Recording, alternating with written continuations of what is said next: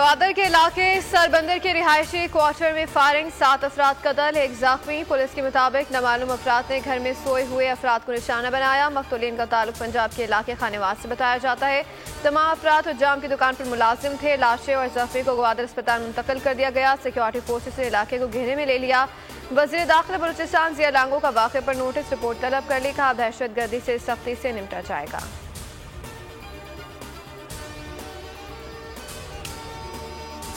इक़्तिदार की हवस से मुब्तला मफाद परस्त टोले की मुल्की सलामती के ज़ामिन इदारों के खिलाफ भयानक साजिश। सानिया 9 मई को 1 साल बीत गया। कौम के ज़ख्म आज भी ताज़ा। एक सियासी जमात के शरपसंदों ने सैकड़ों फौजी तनसीबात और शहदा की यादगारों की बेहुरमती की। बाबाए कौम के नाम से मंसूब जिना हाउस को बेना छोड़ा।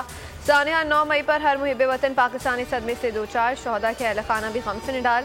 ओवरसीज़ पाकिस्तानी भी कुर्ब में मुब्तला।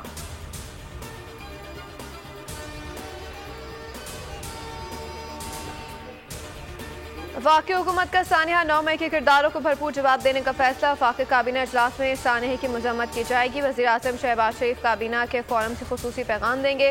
कन्वेंशन सेंटर में खुसूसी तकरीब में शोहदा को खराज अक़ीदत पेश किया जाएगा। पंजाब और सिंध असम्बली में सानिया 9 मई के खिलाफ करारदाद जमा।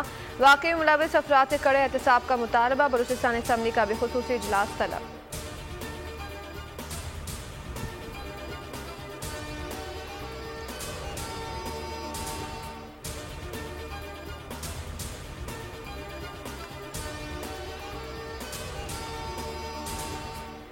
नौ मई को कानून की हुक्मरानी और इदारे कमजोर करने की कोशिश की। पुरतशद्दुद वाक़यात से सिर्फ पाकिस्तान के दुश्मनों के मफादात पूरे हुए। सदर आसिफ अली ज़रदारी का सानिया 9 मई को 1 साल मुकम्मल होने पर पैगाम।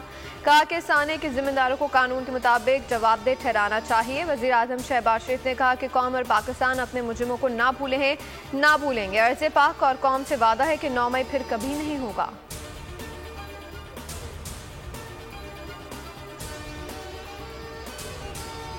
और कश्मीर के करीब गेहलपुर कच्चा में डाकुओं का घर पर रॉकेटों से हमला। 3 अफराद जांबाग, खातून समेत 6 अफराद जख्मी।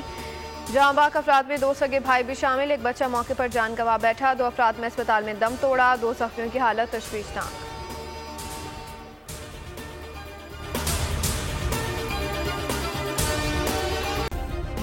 सब्सक्राइब करें और बेल दबाएं ताकि कोई खबर रह न जाए।